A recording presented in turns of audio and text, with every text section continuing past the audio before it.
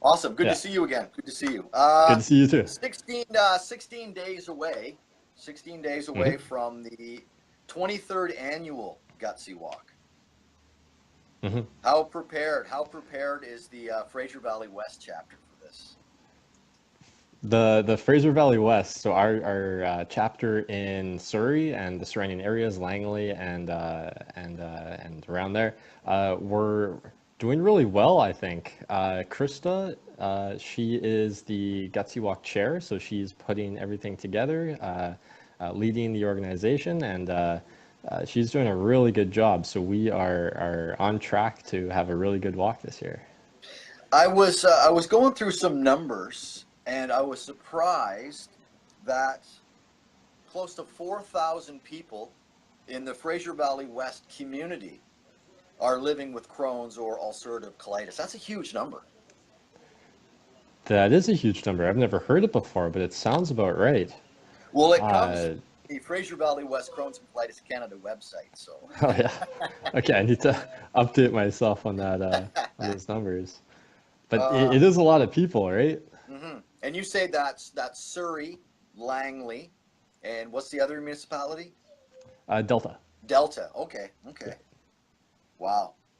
Uh, and for people who want to maybe get involved, your chapter meets the third Tuesday every month. That's third Tuesday every month. That's right. Uh, it's mostly a support group on that day. So veterans of IBD and newly diagnosed people or parents or caregivers of people with the condition, they come out to talk about their experiences, share ideas on how to live in healthy ways that really only people with the disease understand. So it's really easy to, or it's really hard to talk to someone that doesn't have the disease and really connect on that Mhm. level. So that's one huge benefit of these meetings. Uh, there's also, yeah, lots of opportunities to give back to the IBD community. So when people are healthy enough or well enough, they have enough time, they contribute to things like the Gutsy Walk, so volunteering and helping organize events like that. And that happens at the Fleetwood Park Library. The Fleetwood Library, that's right, yeah. The Fleetwood Library, yes. So you'll be meeting in June, but you take July, Mhm. August, and December off. So people have one more Yeah. opportunity this summer to get in and be a part of it. Hmm. Yeah. And Uh, there's lots of space, so we're happy to have anyone new that wants to check it out. yeah, excellent, excellent. I just had a thought and it slipped my mind. Oh, you've been on this program before. Yep. You actually have been in my studio. But for Yep. those that are watching the program, there, hey, good stuff, Peter. Yeah. uh, for those that are watching this program, maybe for the first time, whether it's Friday or Saturday, just let people know. Just tell people a little bit about yourself and how you have got involved with Crohn's and Colitis Canada. Sure. I guess the short version of the story is I was diagnosed when I was 14 or 15 with ulcerative colitis, re-diagnosed with, no, started with Crohn's disease, re-diagnosed with ulcerative colitis later, so I've sort of tasted both diseases. Um, had a really rough time in school and in university, had to withdraw, came back to school after some medications worked really well for me.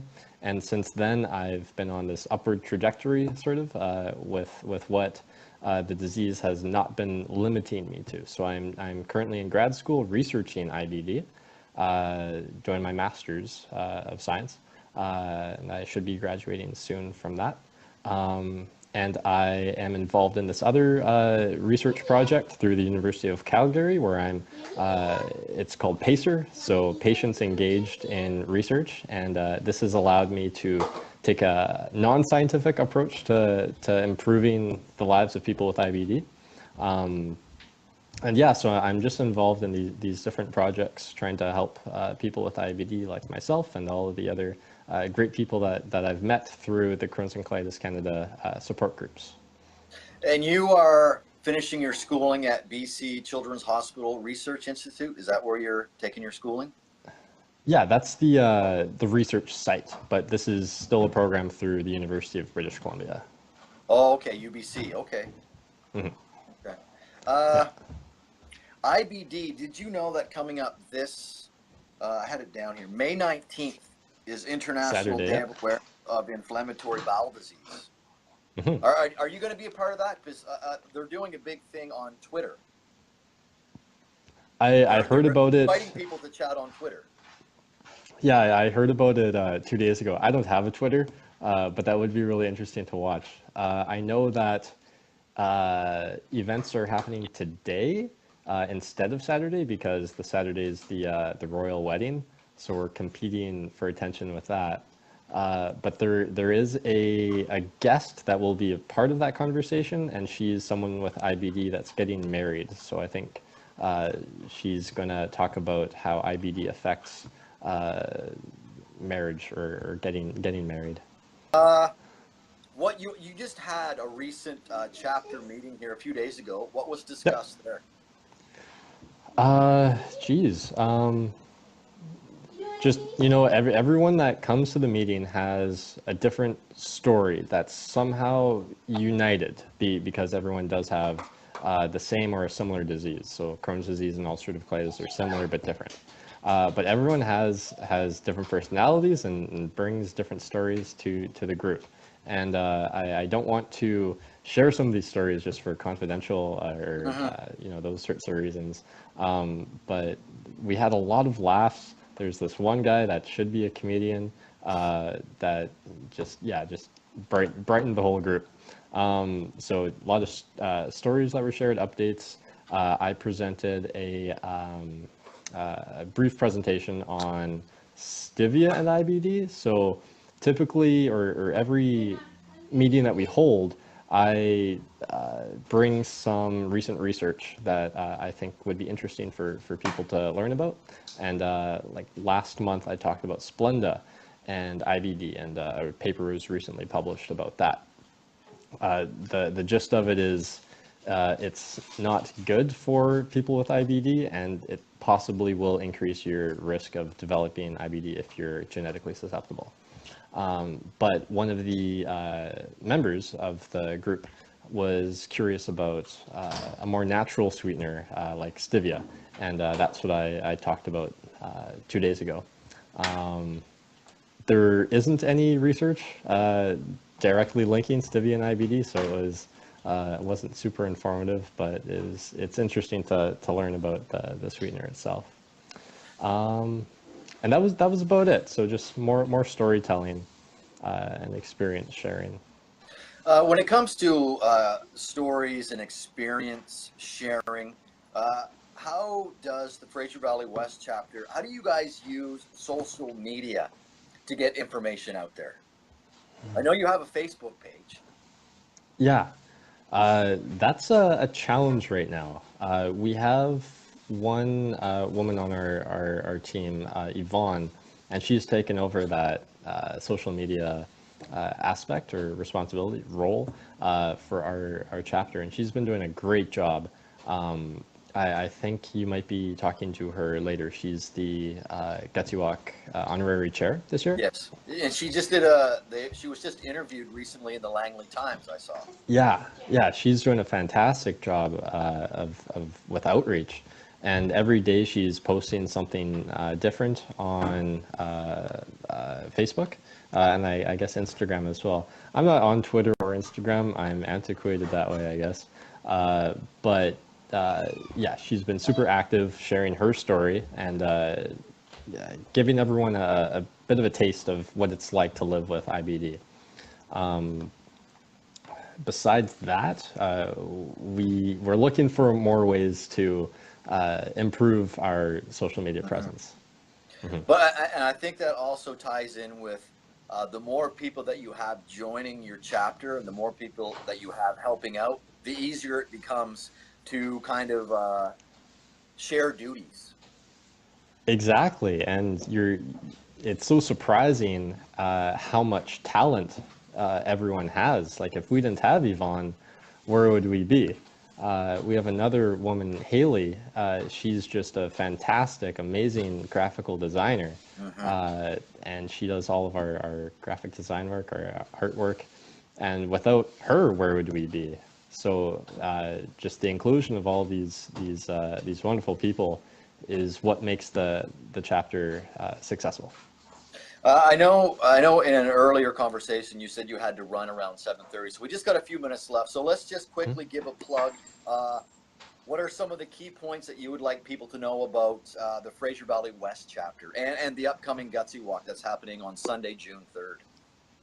So yeah, with the discussions I've had with people and their attitudes towards support groups, is it can be hard at first. It's really hard to sort of break the ice and decide to attend a meeting in the first place, because it puts you in a vulnerable position. But you come to the first one and keep going, and you slowly become more comfortable with sharing your story and becoming more comfortable with other people knowing about your illness, especially when they can connect with you on a closer level than anyone else. So it's great with respect to that. Yeah, we meet every third Tuesday of the month in Surrey, but there's chapters all across Canada. So I know a lot of your viewers are on the East Coast, so there are chapters out there as well. All the information can be found through the Crohn's and Colitis.ca website. You can find information about all of the different chapters across Canada, as well as the Gutsy Walk, which is June 3rd. And right now we're sitting at 56% of our fundraising goal. Our goal is $66,700, and we're at 37,000. So if you want to come to the walk, that would be awesome. Form a team if you know anyone with IBD. If not, you can donate to any of myself or anyone else on the Fraser Valley West team. Okay. Are you going to be, I know I got a message from Krista a few days ago, a final meeting on the 30th, next Wednesday. Will you be a part of that? I think it's just kind of to finalize everything for the walk that's happening. I'll be emceeing for the 7th year in a row. That's so, I can't believe 7 years has just gone by so quickly. Wow. Yeah, time flies. And it's been Krista, great having you there too, yeah. Krista is just an amazing, you can tell that she loves this type of organization and volunteering. Like she's right in there. Yeah, she's awesome. And at what time? So the walk starts at what time on Sunday, June 3rd? 10:30. 10:30. Okay. That's when, registration. I think registration starts about 8:30. Yeah, a lot earlier. Yeah, and there's lots of fun things that's going to be there. We'll have free food, free lunch. There's a marketplace with local vendors that will be selling their goods. There's one lady that sells tights. I think it's pretty popular with the women. My mom's going to be there selling some handcrafted jewelry. There's games like a toonie toss where you throw a toonie and you win prizes. So yeah, just a lot of fun.